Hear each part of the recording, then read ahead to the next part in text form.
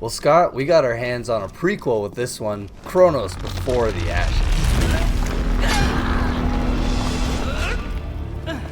Human, attend me. Long have I lurked here, little warrior, hidden from the dragon's gaze. Yet I know your past, your present, your future. Just as I know the force of the World Stone lingering about you.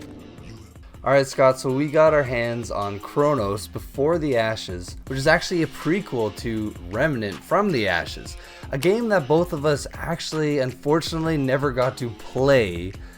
But I can say that getting my hands on this one, it is pretty cool, man. It's this Souls-like RPG kind of third-person perspective game where you're set out to kind of, save the world from evil, which is a very generic description of this game, but it's got a really kind of cool twist. At the very beginning of the game, there's this woman talking to you and explaining to you that there has been an evil that has taken over the world and forced us to the caves and the cracks of our world, and that we, us, ourselves, need to destroy it. And basically they kind of give you the hint that there's this dragon that has taken over and we need to take it out.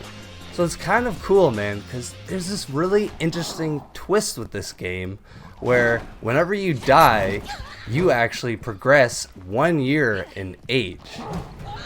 Yeah, it's a very interesting concept because once a year, each year, this portal of sorts opens up and allows you to traverse into where the dragon is and challenge it. And that's kind of the crux of the story element to it, is that if you can defeat this dragon, that will stop the onslaught that's happening on the planet.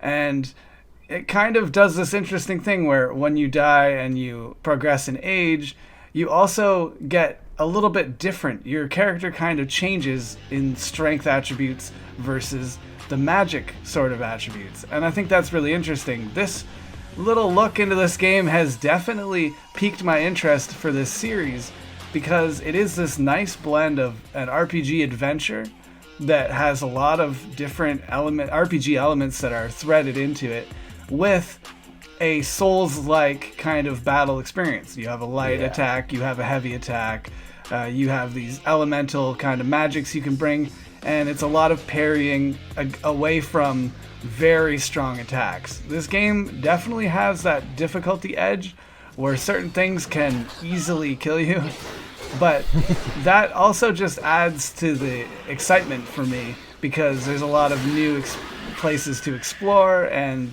those are the dangers associated with them.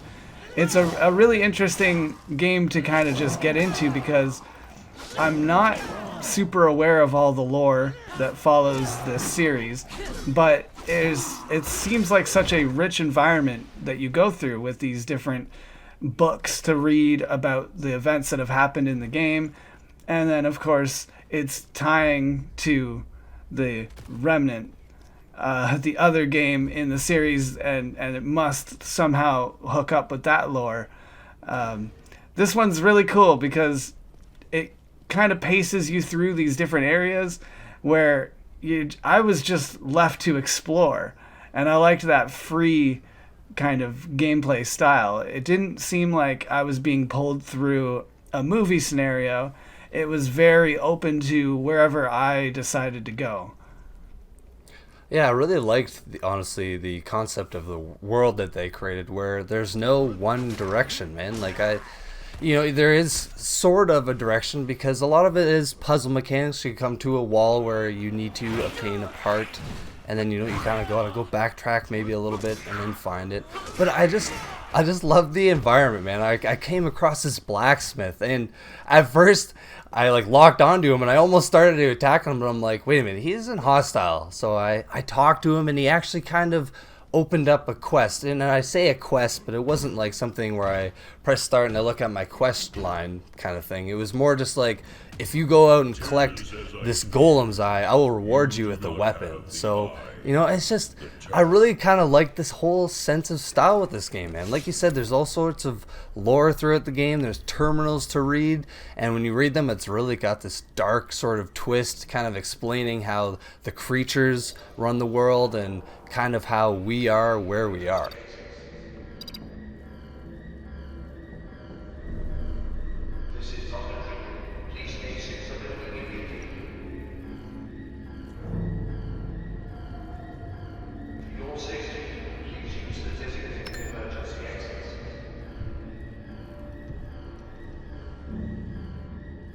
Alright, so I kind of briefly touched up on the puzzles, but honestly, it's a pretty big part of this game because there's a couple times where I had to scratch my head a bit and had to really kind of search around the map and combine this piece with this piece to, you know, create this item, which then I could use on this item on the map. So it's pretty cool though. Like, I didn't find it too overly annoying at parts, and honestly I found it quite rewarding. There's a couple times where you actually kind of do, I don't want to say shape-shifting, but you go from really big to really small or vice versa, and then you actually have a boss fight with it. So I found it really kind of cool, kind of alongside the graphics, man. Honestly, this game has a very unique style of graphics. It's kind of different. What did you think about it? Yeah, definitely. The puzzles and the graphics go together in this kind of not as serious style where there's a little bit of a pastel color palette going on, and the world around you looks kind of whimsical and fantasy-like. But alongside that, the puzzles are not super grueling. They're more or less just exploration rewards. And I think it goes together really well because this game is not...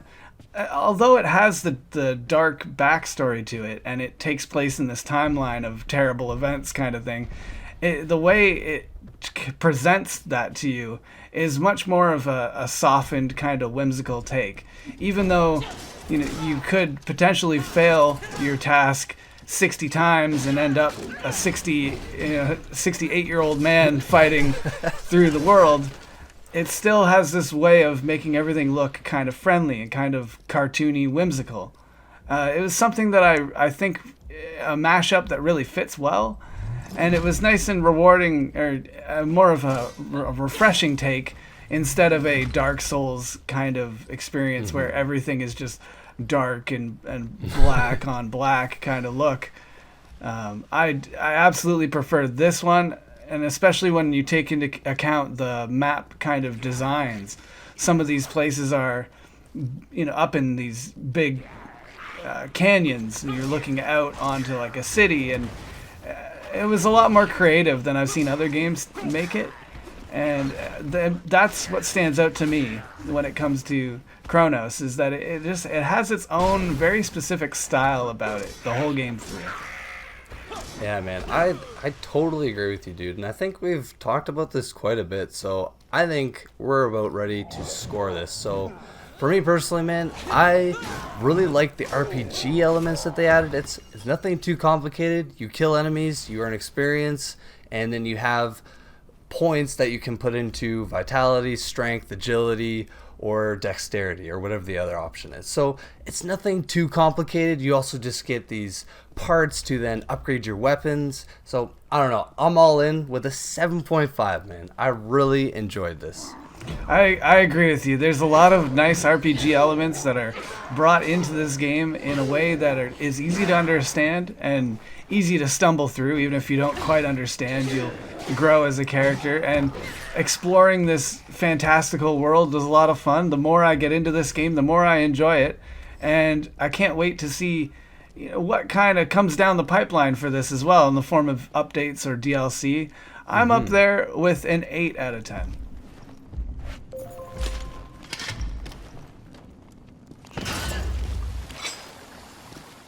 Cool puzzles complement an interesting world, all with a unique art style to the Souls-like genre.